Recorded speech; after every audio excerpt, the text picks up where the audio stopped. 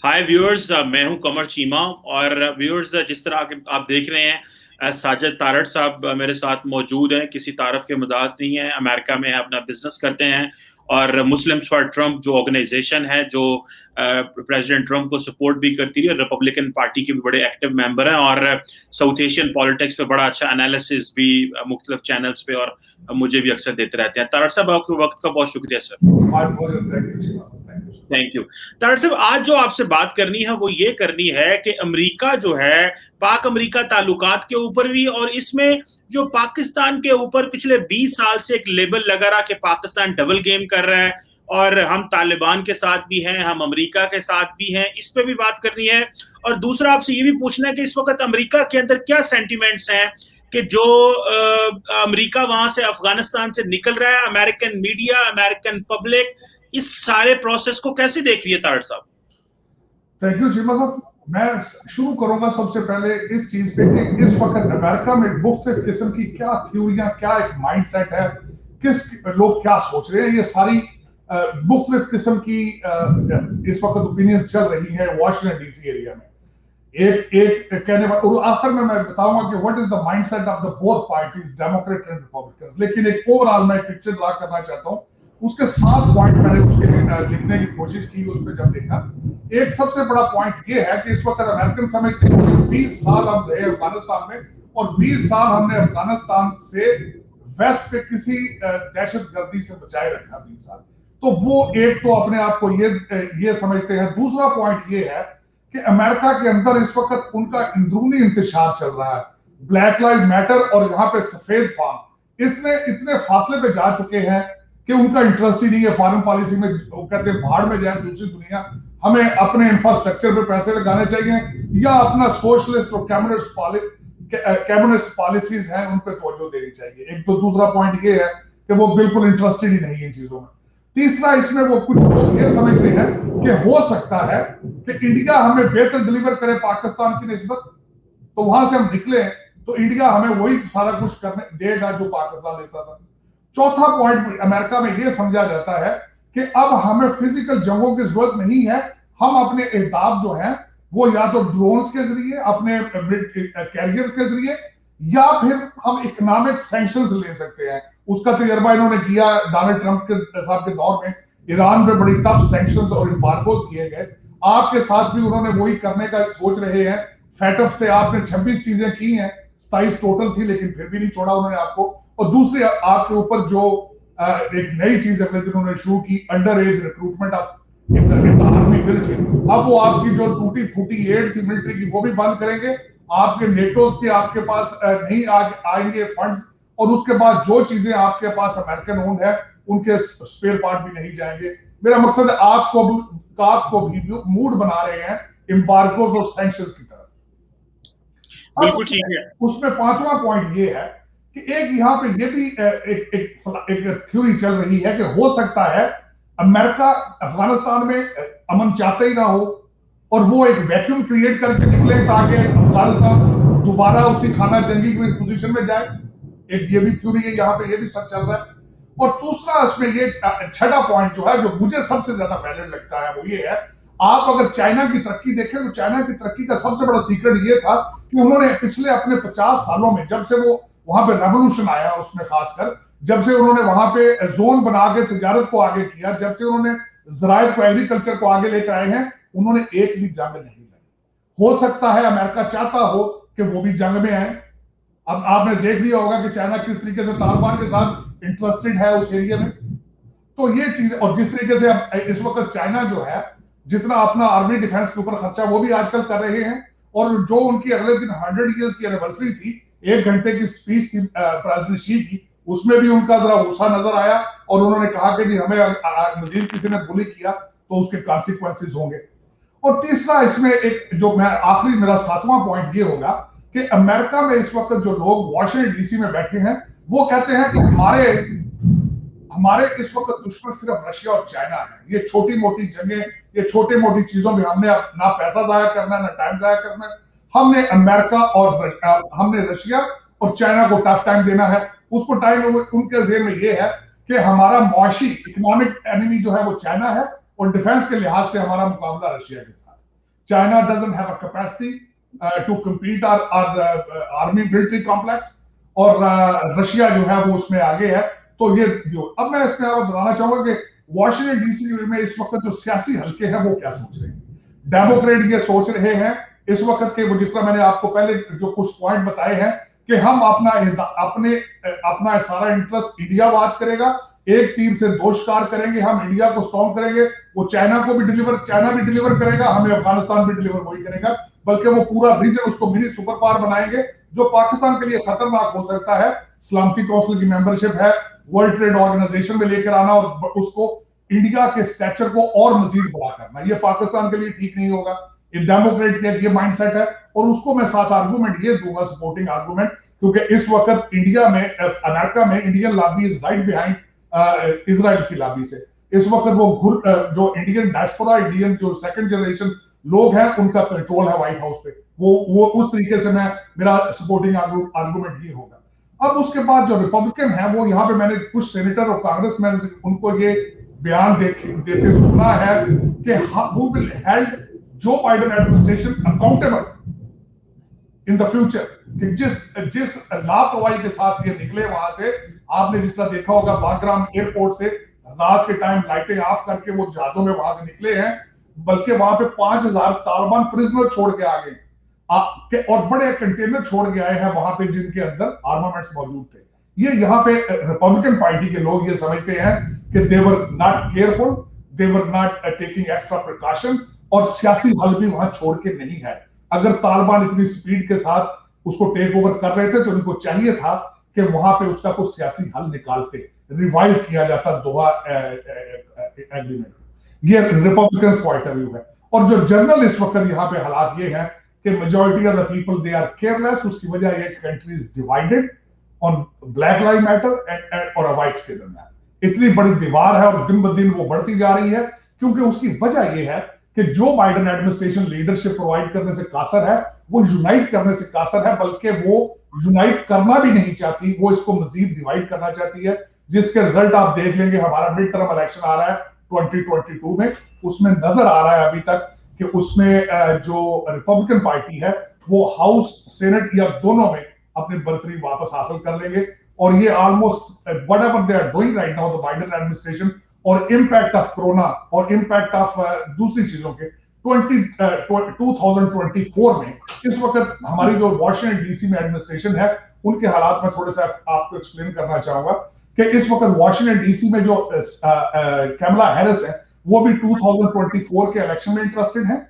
और वहां पे ये भी रूमर्स उड़ रहे हैं कि बाइडेन साहब 2024 का इलेक्शन नहीं लड़ेंगे अपनी सेहत की वजह से या पॉलिटिकल सर्कमस्टांसेस की वजह से। तो रिपब्लिकन भी अपने पूरे जोर पर हैं, और वो ये समझते हैं कि 2024 में वो विल कम बैक। तो उसमें अब रिपब्लिकन आते हैं, तो मैं यहाँ ये भी थोड़ा सा टिप ऑफ थोड़ा बताना चाहूंगा कि जो defence foreign policy it goes to the Republican side, क्योंकि दे वांट, जिस तरह के डोनाल्ड ट्रंप साहब का था कि पीस थ्रू स्ट्रेंथ, वो चाहते हैं कि आर्मी अमेरिका की स्ट्रांग हो, उसका बजट इंक्रीज किया जाए, अमेरिका के फॉरेन पॉलिसी की रिस्पेक्ट हो। ये सारी चीजें रिपब्लिकन मैंडेट या रिपब्लिकन एजेंडा होता है, Democrats they are careless about it. तो ये मेरा एक तजज़िया था कि अमेरिका इस वक्त क्या सोच रहा है अफगानिस्तान के बारे में, और आगे आने वाले दिन क्या डिफाइन करते हैं।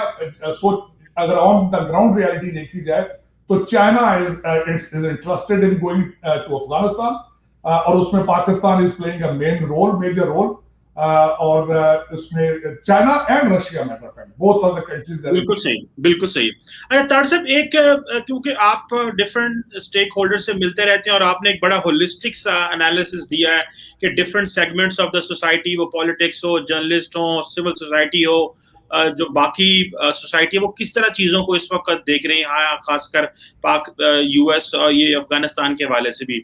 लेकिन सर ये जरा बताइएगा कि जब when it comes to Pakistan के इमरान खान ने कहा हम सर्विसेज दे दे के मर गए हैं, हमारी लाशें गिरती रही, हमारे बंदे मरते रहे, हमारा अरबों डॉलर का नुकसान हो गया, और आज अमेरिका जाते हुए हम पे इल्जाम दे रहा है, हमें तो वो थैंक यू नहीं बोल रहे।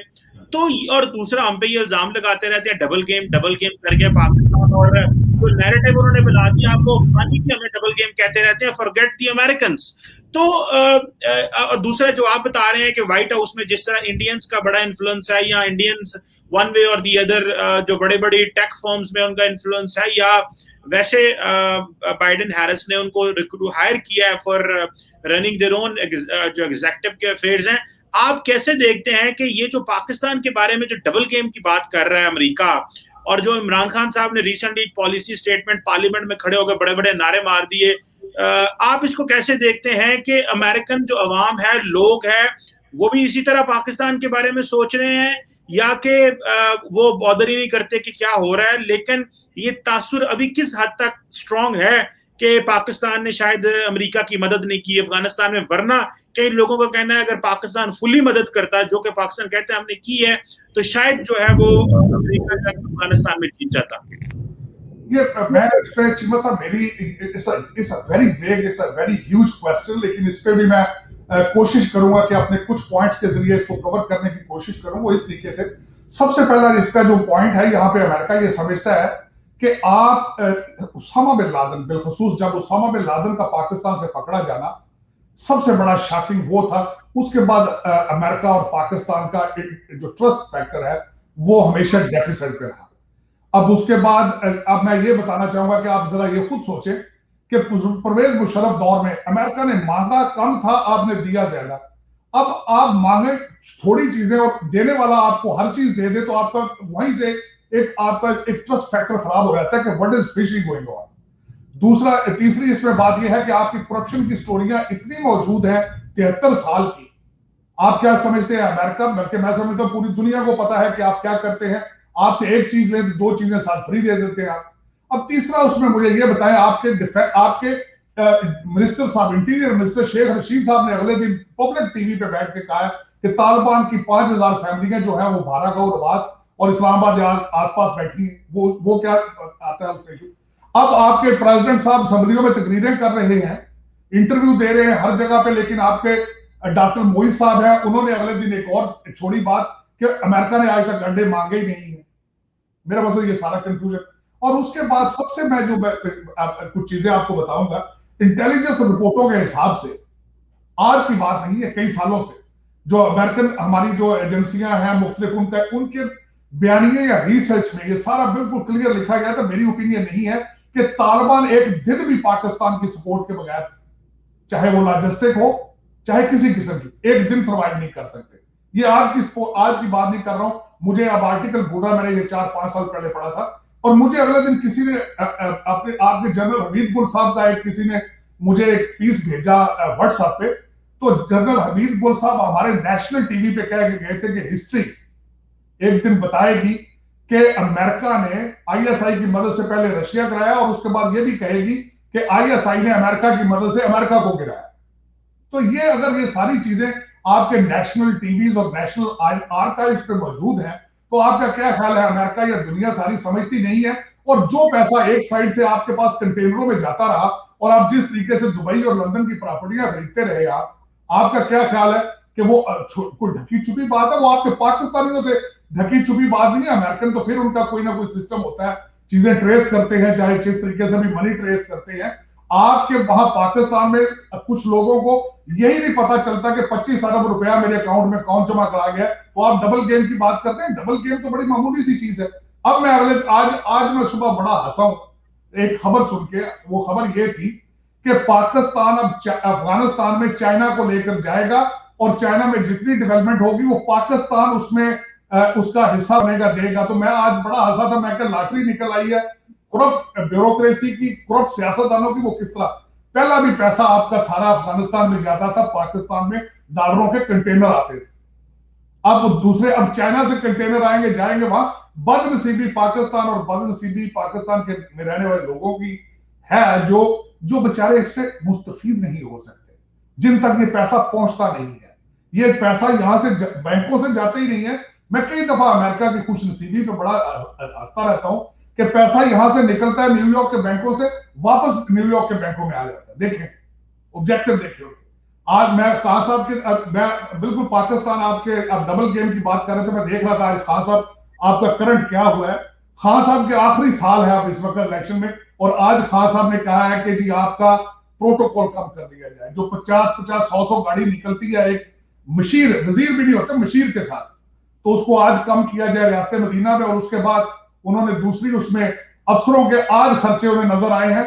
मैंने आपको कहा था कि मुझे अगर पाकिस्तानी गवर्नमेंट इजाजत दे, मैं कई 18-19 ग्रेड के अफसरों के बच्चे जो अमेरिका में, जिनका $1-1 लाख साल का खर्चा है, अगर वो आइडेंटिफाई कर दूं, तो फिर उस मेरा मकसद है, फिर भी आपको मानना चाहिए कि हम किस डायरेक्शन पे जा रहे हैं। हमारा हर इंटरेस्ट जो वो अब इस वक्त, वो कहते हैं ना, नाच मेरी बुलबुल तुम्हें डॉलर मिलेगा, तो वो हमारे हालात हैं, डॉलर कोई भी देते हैं हम नाचना शुरू कर देते हैं। अब चाइना को प्रमोट करने, सी पैक को प्रमोट करने के लिए खासा बस्ती एशिया में जा रहे हैं। अब उन कंट्रीज को दो चीजें कहेंगे, एक तो अमेरिका को फौजी अड्डे ना दें, और दूसरा उनको कहने जा रहे हैं कि चाइना के साथ मिलकर सी पैक पे आ जाओ। वो हम अब इस पे फिर मुझे एक शेर याद आ रहा है, वो कहते हैं बेगानी शादी में अब्दुल्ला दीवाना। पहले अफगानिस्तान में आपने जो अपना घर जला लिया सारा, अब आपने शुरू कर दी सेल्समैनशिप ऑफ चाइना। तो खुदा का नाम है, उनको खुद कहे यार अपना सी पैक प्रमोट करो। आप उनको खुद कंट्रीज को खुद डिसीजन लेने दें। अभी खुद अब अपने पांव पे खड़े नहीं है। आपके अंदर कंट्री के लॉ एंड ऑर्डर के हालात क्या है? लोग आपकी तकरीरों से ज्यादा हरीम शाह की शादी में ज्यादा इंटरेस्टेड है। तो मेरा मकसद, अगर हालात ये हो मुल्क के, तो सोचना पड़ेगा कि वेयर आर वी गोइंग। किसकी शादी हो रही है, किसकी दूसरी शादी हो रही है, किसकी पहली शादी हो रही है। आपके हर वजीर के साथ उनकी तस्वीरें चैलेंज करती रही बच्ची आपको, पूरे आपकी पूरी एस्टेब्लिशमेंट को उसने चैलेंज किया कि मेरे पास हर एक की तस्वीरें, आपके वो प्राइम मिनिस्टर के ऑफिसों में घुस के चैलेंज करती। अभी you have lot to restore. अब बल्कि मैं आखिर में ये बात कहना चाहूंगा, खान साहब ने बड़े अच्छे काम किए, लेकिन अमेरिका के खिलाफ ऐलान जंग नहीं करना चाहिए। खान साहब ने अगले दिन असम्बली में भी यही कहा। इस साथ उन्होंने वॉशिंगटन पोस्ट में लेटर लिखा, उन्होंने चाइना को जाके कहा एब्सोल्युटली नॉट। जब मोहित साहब कहते हैं कि अड्डे उन्होंने मांगे ही नहीं, तो ये एब्सोल्युटली नॉट किस चीज को कहा उन्होंने, ये क्लैरिफाई कर दे। और दूसरा, अगर कहना भी है तो ठीक है, कहें। आप जो कुछ करना है आप दबे पांव से करें, आप एक स्टेट्समैन की तरह करें। आप इस तरह ना करें कि अब मेरा मकसद है कि आपको बाइडेन साहब आपकी कॉल नहीं लेते तो आप उसके खिलाफ एक जंग शुरू कर दें, तो ये जरूरी नहीं। आप ये देखें कि आप कहां खड़े हैं। आपके फॉरेन मिनिस्टर साहब मुल्तान में इंटरेस्टेड है, चीफ मिनिस्ट्री में इंटरेस्टेड है, -1 फार्मूले में इंटरेस्टेड है। वो आपकी फॉरेन पॉलिसी में इंटरेस्टेड नहीं है। ये आपकी गलती है, अमेरिका की गलती तो नहीं है।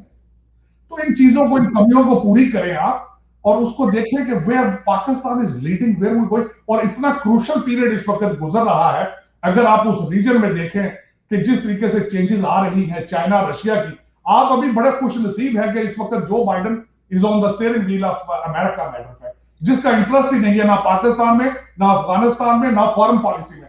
वो इंटरेस्टेड है सिर्फ सोशलिज्म और communism with in the US. उसने अगले दिन वो कई दफा कह चुके हैं हमें इंटरनल थ्रेट है, और वो अंदर रिपब्लिकन पार्टी के रिपब्लिकन को कहता है कि दे आर थ्रेट। तो वो अंदर हमारे साथ बिजी है।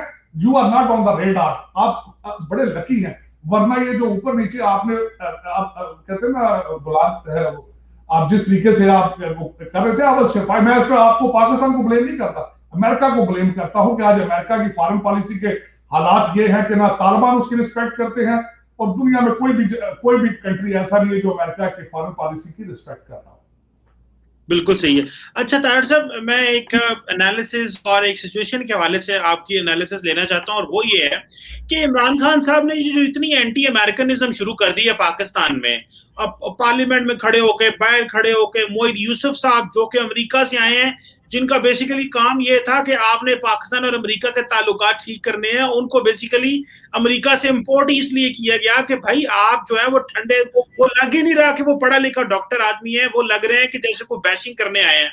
आप क्या समझते हैं, आपका क्या एनालिसिस है, ये जो पाकिस्तान के वजीर आजम और जो हमारी हुकूमत है ये इतनी एंटी अमेरिकन हो रही है? अभी तो अमेरिका से बयान ही कोई नहीं आया, अभी तो अमेरिकी सदर ने बात ही कोई नहीं की, अभी तो अमेरिका की जो एडमिनिस्ट्रेशन है वो रिव्यू कर रही है।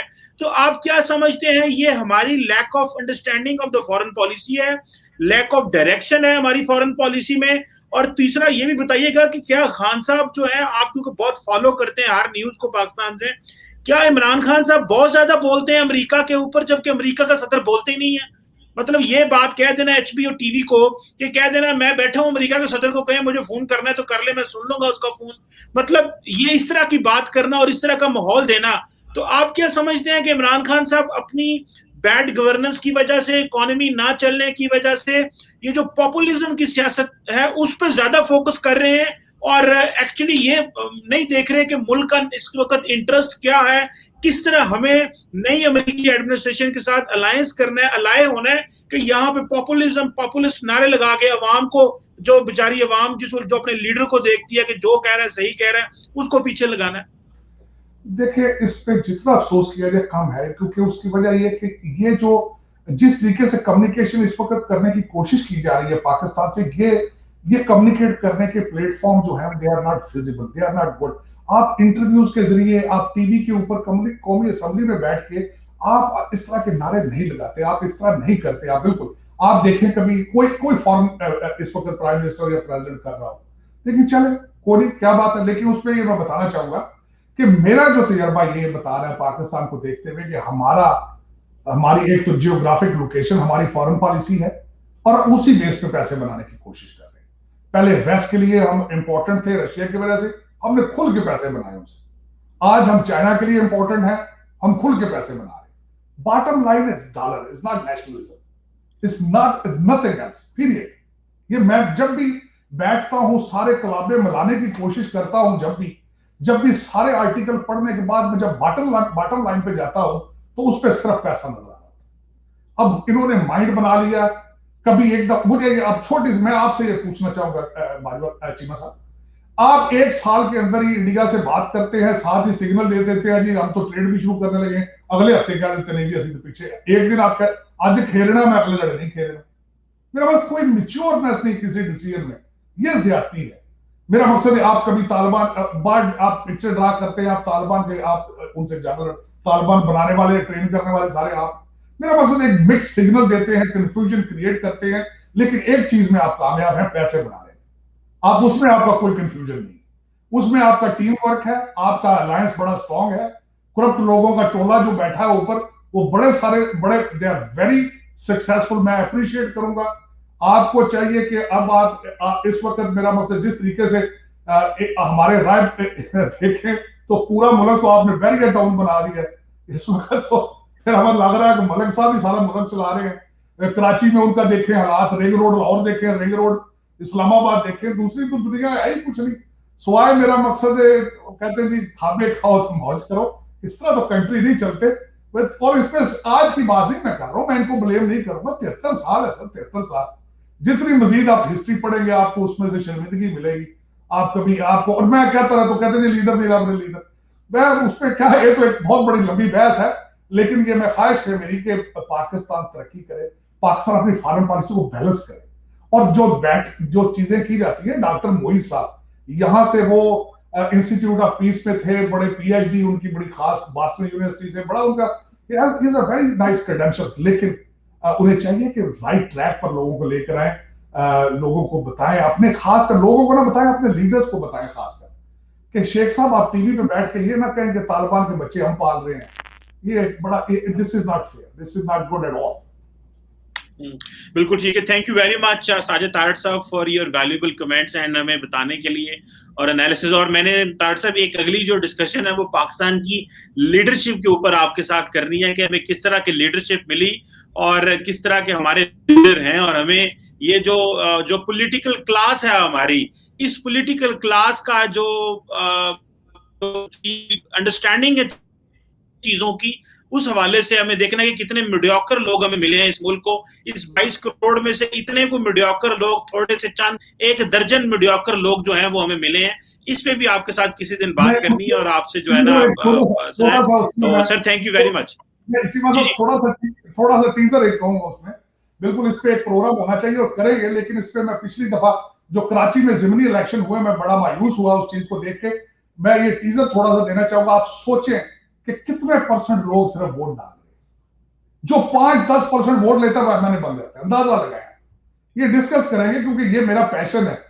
मेरा पॉलिटिकल साइंस मैंने सारी जिंदगी पढ़ा है और definitely would love to sit and talk about it कि जमहूरियत की मिस क्यों जमहूरियत वहां पे ग्रो कर रही पाकिस्तान में। My pleasure, and I'm looking forward. Ji